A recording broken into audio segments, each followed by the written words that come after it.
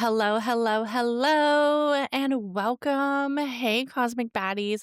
Hope you are doing amazing and having an amazing entry to the end of fall season. Can you believe we're already getting nestled into winter? Winter is coming and it's such a vibe. It feels very like a little bit colder, a little bit darker, and it definitely feels a little bit more mystic. So, we're going to talk about habit stacking because I honestly think like winter is one of the best seasons to start habit stacking because you're kind of like a little bit more hibernated. Of course, there's always those winter witches that love to get deep and nestled into the winter season and they have birthdays and you might be socializing a little bit more. But for the most part, I would say winter is like a hibernation for some of us, especially if you're on the northern hemisphere, depending on where you're at. But it definitely is a little bit of a different feel for some of us. And for me, I definitely would say that habit stacking and playing certain moments in my life really create areas of intention. So let's learn how we can align our everyday routines with our spiritual and magical practices. So if you're like discovering self-care, manifestation, or even getting centered with being the cosmic baddie that you are, like learning astrology or getting more in tuned to witchcraft, let's find a natural flow for you to really create some intentions. And from the start, we wake up with some new movements and we wake up with some new ideas. And for some of us, we are early birds. I'm definitely an early bird. I've always been an early bird. I feel the most vibracious and I feel almost like the most centered around a new space, if that's intentions or creation in the morning. So, for some people, waking up and having a powerful morning routine is the number one, I guess you could say, movement. But for some people, it isn't having a beautiful morning routine because they're more of a night owl and they tend to be up at night. So I would say the first rule to habit stacking is finding when you feel the most productive. And I know so many of us have so many different challenges. If it could be new social economical factors, or if it could be just feeling overworked, that a lot of us have a lot of challenges right now, especially as winter is coming and some of the holidays. Some of us might be feeling that we need to give to everybody and not feed into our cup. But let's look at some of the ways that we can accomplish feeding ourselves in the movement of creating habits and rituals with some mindful intentions during this winter. So, the morning ritual and the morning mindful intention, I would say, is definitely number one. And I would start with stacking it with your morning coffee or your tea or your care routine. As your coffee brews or while you're applying the moisturizer, speak to yourself some daily affirmations or intentions. For instance, what you're focused on. If you're focused on areas of abundance around money, then you would be speaking in money rituals or you would be speaking in the area of money intentions. If you are more centered around beauty or magic, around movement of a more vibracious you, then I would say something like, as I hydrate my skin, I'm awakening my energy, I'm grounded, I'm radiant, and I'm ready to receive. Now, the reason why this works is because you're doing a physical kinesis. You're actually moving your body and doing something that you would be doing regardless, like your morning coffee or your skincare routine. You have this chance to move your body and create an energetic alignment where your mind and your body hears this message. So, another mindful habit or another way to introduce habit stacking is pulling tarot or oracle. Now, pulling tarot and oracle can sometimes feel a little bit like too much. Some people feel like it is too much, but to me, I feel like this can work in the morning and also in the evening.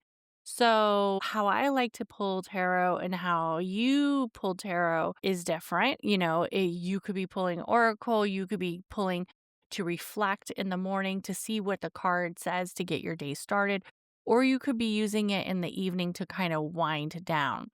But what you do is you pull one card, and while journaling or reflecting on your thoughts, I would really pull tarot with journaling versus just reflection and to let the message guide your energy of what your journal prompts are. Now, you could do this in the morning, you could do this at the evening, whatever works for you. And why this works is because you're linking your intuitive practices with the self awareness that you already gained or are ready to receive throughout the day.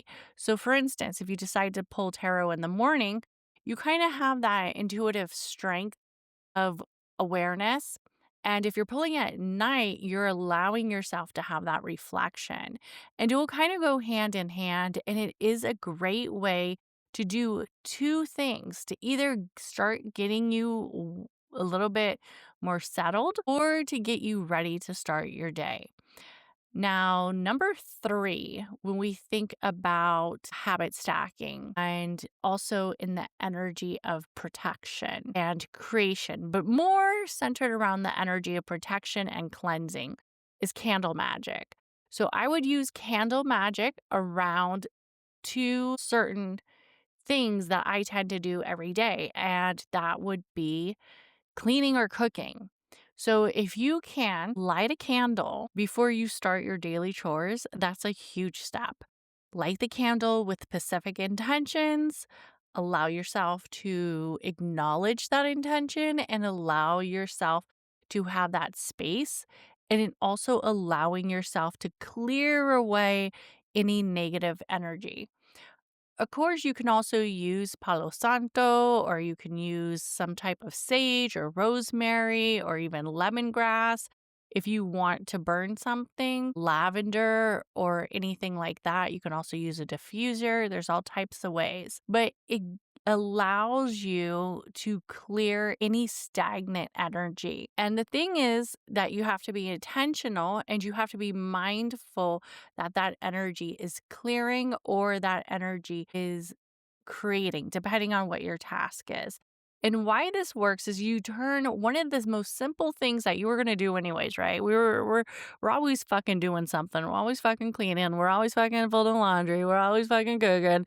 We were gonna do this anyways, right? And now we're allowing ourselves to stop, acknowledge, and clear around that energy that's been holding close to us and also that has maybe been around us or around our home.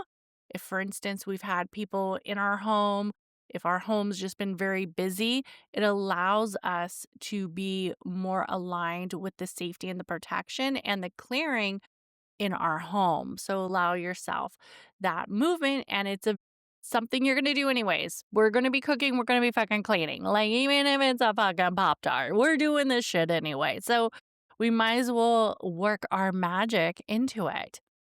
Another one, and you guys know I'm such a cosmic lover. I'm such a moon magic witchy bitch. I love moon tracking. Many times I will look at astrology, see where the moon is. Is it in the constellation of Aquarius? Is it in the constellation of Scorpio? Is it in the constellation of Libra?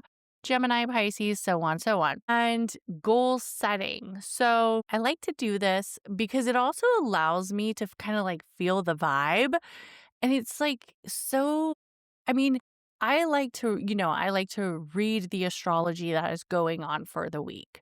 So for some people, that might be too much. A lot of people don't like to get up and just automatically start reading astrology. I totally get that. But for some, that's kind of like what we like to do instead of the form of just journaling with prompts. So I would say this is one of the fourth habit stackings that I like to do is depending on what the moon phase is going to be or what some of the astrology is going to be, that's where I'll start to like set my goals. So it gives me a way to have like weekly planning and some areas of reflection. And also, I'll know like a new moon is coming up. So I'm going to set goals around that new moon, maybe around intentions, maybe around releasing, reflecting. Also, if I feel like, oh, the moon is in Pisces, I'm definitely going to work on my consciousness versus, like, let's say it's a full moon and then I'm more centered around creating some actual strong intentions around reflection or maybe around release. But why this works is because you basically in sync yourself around personal growth, personal goals in the rhythm of the cosmos. And the rhythm of the cosmos are a pattern that we've seen before and is a pattern that we feel, especially the feminine, unintentionally. It just happens. We just naturally have this accountability that the universe allows us to feel this sense of emotion. So, moon tracking, and especially like if you're on your menstrual cycle, you're like, oh, it's like a waning moon. And now I'm like, feeling like I'm, just about to start ovulating or something like that. It just kind of depends. No wonder I'm having abdominal cramps, but it allows you to kind of like have this rhythm of how you're feeling in your emotional presence and seeing how you can set goals or how you can acknowledge the way that your body is feeling with the cosmic alignment. Now, I am one who will definitely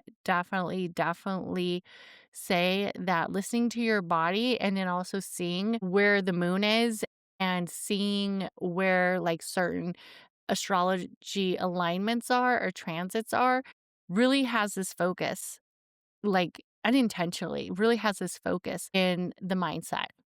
Another one of my favorite habit stacking things that I do, and I do this quite often, is basically shower or bathing and doing some type of chakra or aura cleanse. So stack it with your daily shower. You're going to shower anyways. You're going to clean that body anyways. I hope so. We're all keeping our personal hygiene up. Visualize yourself washing away negative energy while freshening up the vibe. And as of course, you can use the certain energies of the chakras or certain energies of the aura, allowing yourself to acknowledge this. But why does this work? Because just like the cooking, the cleaning, we're going to do it anyways. And this allows us to transform our ordinary habit into daily energetic resets. It allows us to visualize and clear that movement of space that has been holding us. And sometimes I feel like the water really clears everything away. I get very, mindful in it. And sometimes I start all the way from the root chakra, like down to my feet, to the soles of my feet. I'm very mindful about the soles of my feet. I feel like the soles of the feet have a lot of almost like a lot of potent entryway to the soul.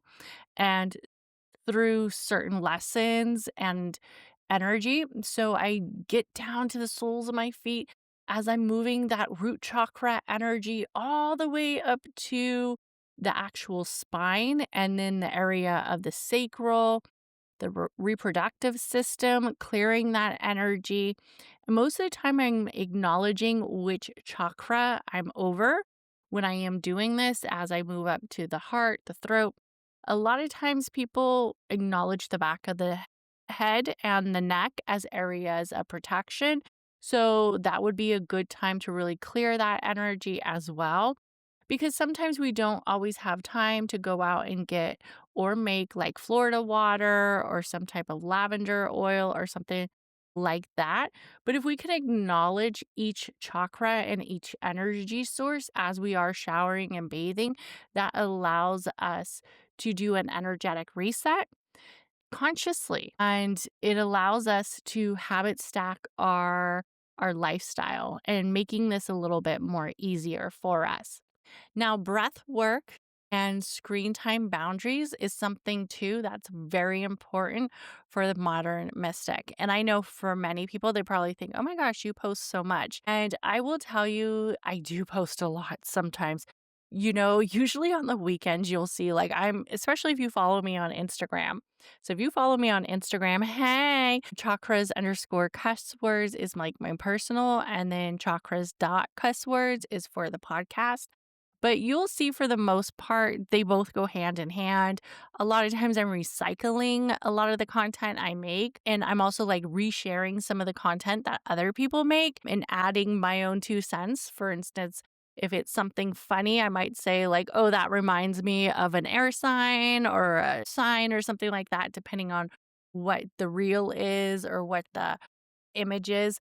So I do give myself boundaries because the weekends, for the most part, is the only time that I can really create content unless I'm feeling an urge to wake up at like 5 in the morning, which I do to create content. Like I am one of those people, very, have a lot of ideas in my head. I have a lot of energy that I want to get out, that I want to express creatively. And sometimes I will notice that I don't feel like doing it. And I won't. I won't get online. I won't create. I won't do any of the things if I do not feel like doing it.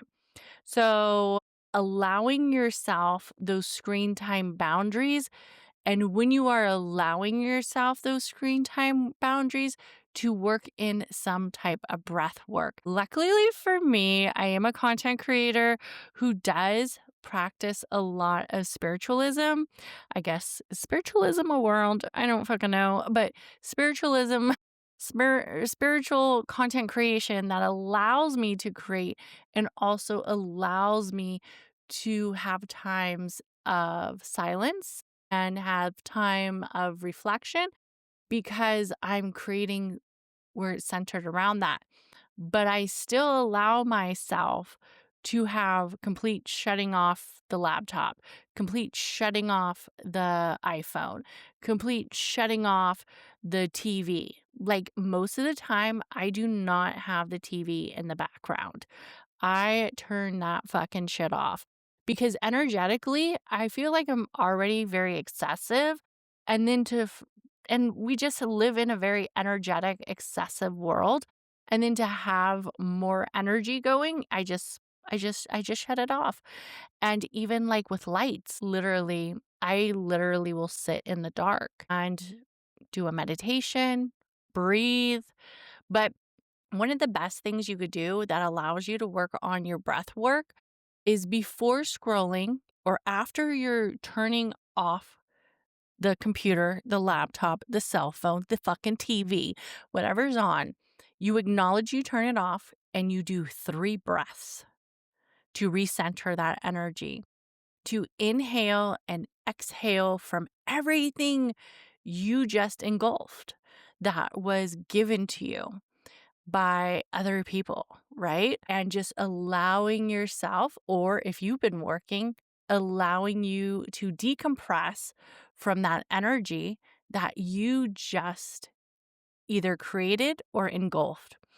And the reason why this works is you stay persistent and you also prevent digital energy draining. And you're protecting your aura and you're protecting your mindset from so much that is out there, from so much energy, and just allowing yourself to do it. Now, if you could do it in the dark, I it doesn't have to be pitch black, right? You could have like a little night light, but just allow yourself the calmness of no energy flowing through that room, but the energy of you, and you will feel the difference. Take 3 breaths, allow yourself 3 big deep breaths in and out once you stop that energy. Another thing that I love to do is gratitude practice with meals or before sleep. So this can be seen as prayer, meditation, whatever works for you. But we're going to eat and we're going to sleep. Okay. I mean, I hope we're going to sleep. but we're going to eat or we're going to sleep. So I like to say a few words of being thankful before I eat or before I sleep. Now, you don't have to say these out loud, especially if you are in a household that isn't very, they may see it as prayer or isn't very religious or isn't very centered around spiritual health. But for me, I say these in my head. So you could say them breakfast, lunch, dinner, it doesn't matter, or you could just say one, or you can say this at night before you go to bed. For instance, I'm thankful for having food on my table. It is really hard for a lot of people right now. Unfortunately, we know the economy is going through it. People are going through it. A lot of people, everything's very expensive. There's a lot of hardship, and just being thankful for what we do have and not being so like, well, these people over here, they don't make as much as me, blah, blah, blah, blah, blah. But being thankful that we have a good job, being thankful that we're still able to support our families, being thankful that we are still able to buy food. Because there's a lot of people who got like their benefits cut off, the SNAP benefits. And, you know, I don't know how you feel politically, but I will say that I am somebody who had my daughter at 20. I came from a family where my mom had a hard time. She was working. My dad was trying to start his business when I was little, and I had major health issues at birth. And my parents did get help. The California help paid for my surgery. They didn't have insurance. So there's definitely a lot of people who have a lot of obstacles that are really going through it. And just to be thankful that you are not having so many crazy challenges where you can't afford food, acknowledging that. And also, why it works is because you infuse every moment with that humble movement of appreciation and understanding that the energetic abundance is here, and the energetic abundance and the universe hears you, and the universe acknowledges that you are worried about other people and you are grateful for what you do have. So I know I don't want to like go into this political rampage about but me personally, I would definitely, be like, you could tax me more if I know people who really need help can get some help. Like, about I don't fucking care about that shit, because I'd rather money go to people who really need it than to fucking billionaires and millionaires. Another one is a protection ritual and a beauty routine. So this would definitely be with makeup and getting dressed, and I would call this like some form of glamour magic. But you definitely, as you apply your lipstick or your perfume, you visualize creating a protective energy field. And why it works is because it amplifies your confidence, and it also amplifies that spiritual protection before stepping out in the world. And definitely, I would do that when I'm getting up, getting dressed, and allowing yourself to move into the world with a aura of protection. Another habit stacking that I'm going to give you is having that nature connection with movement. For instance, if you could work out and be outside, like walking or yoga outside, it allows you to acknowledge the elements, the earth, the air, the fire, and the water. And even if you could bring those elements into you or your surrounding area, it works because you're probably going to move anyways. So you want to ground your energy while staying active and staying connected to the elements. Now, one of the manifestations and bedtime rituals that I would say is turning off the lights or gratitude journaling or prayer before falling asleep. And to me, this makes such a change because your subconsciousness receives images that you have reflected on and that works not just as you are going to bed, but also throughout the night unconsciously, subconsciously. As you are sleeping. Have you ever had like a horrible day and you can't go to sleep because you keep reliving that horrible day? This is kind of like the same thing, but instead it's filled with moments of abundance and moments of movement that are centered around growth and your spiritual well being. So I want to thank everybody for listening to this podcast. Please like, comment, and don't forget to share this with your witchy bestie. Let me know what are your favorite habit stacking tricks of your trade. Bye.